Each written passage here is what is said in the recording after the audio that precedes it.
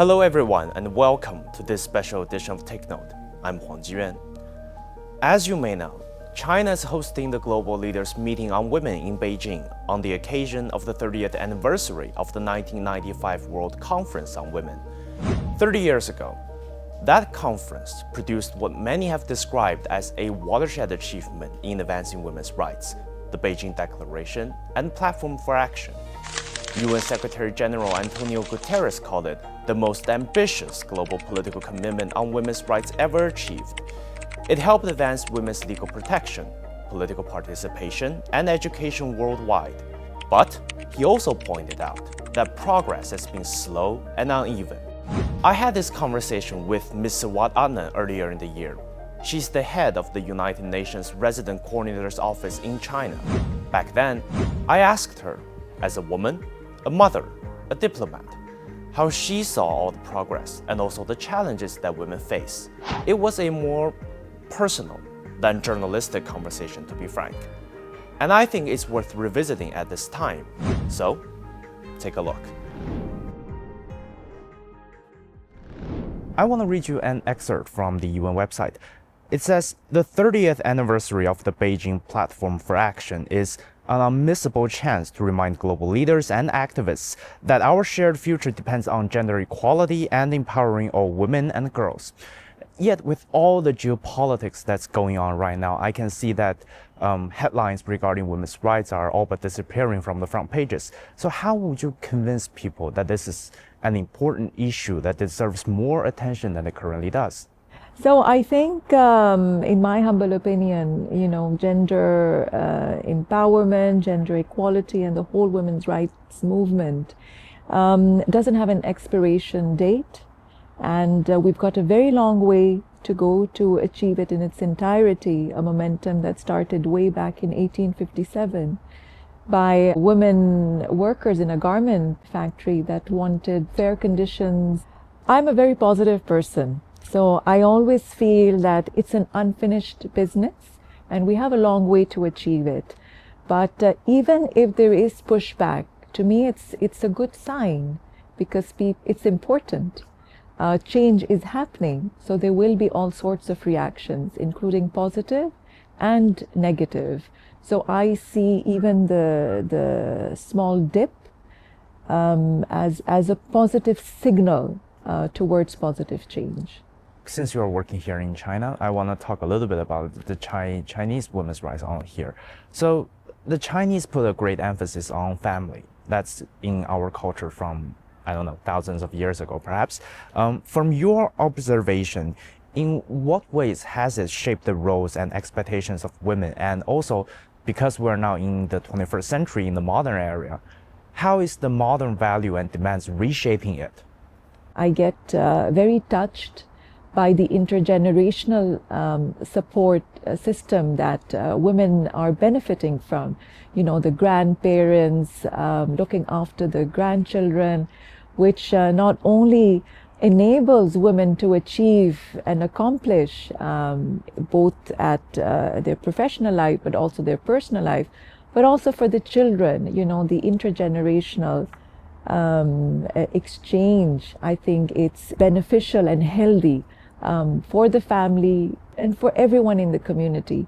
So for me, that has been the most inspiring value that I have seen and I'm learning a lot about. And also with China being an aging society, I think there are a lot of opportunities on the intergenerational exchange that really promotes and enables women in China to achieve the choices that they would like to pursue and excel in them.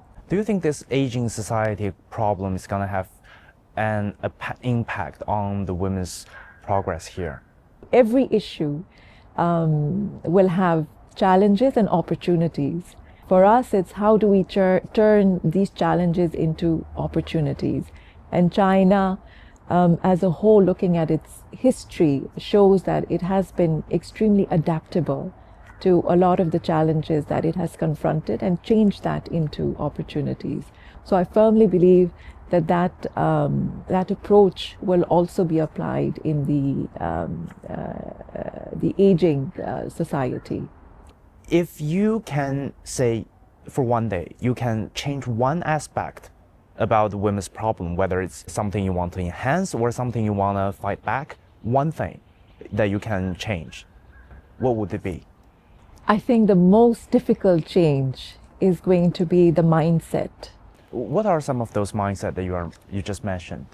For instance, childcare responsibilities. I think, as a mother myself, I'm expected to be the primary caregiver of my children, even though I have a very supportive husband. I have a very supportive support network around me, but the primary responsibility for childcare rests and has always rested with me. So I think these are the kind of mindsets that need to shift a bit so that we can see accelerated progress, and women shouldn't feel ashamed or guilty about and also apologetic for the progress that they have achieved, whether at home or whether in the workplace or whether in the community. I always feel that it's the women are going through these emotions in various phases because of some of the judgments and mindsets that we experience. From where I sit, I see that this kind of mindset, despite people trying to change it for a very long time now, it's still deeply ingrained in people's mind, whether it's in China or on the international level around the world. It seems universal, kind of. So what would you suggest that people do to actively and quickly change this? There's no shortcut. That's why I said that this movement doesn't have an expiration date, because it's going to require taking baby steps at some point, depending on the issue and at what level you are in the journey of empowerment, and supporting that empowerment as well. Don't give up. We know it's going to take time. We don't give up, but we continue to inspire one another. We continue to demand and push towards a fair and equal world where both women and men can thrive together and achieve significantly for the Sustainable Development Goals, but also for the peace in our planet.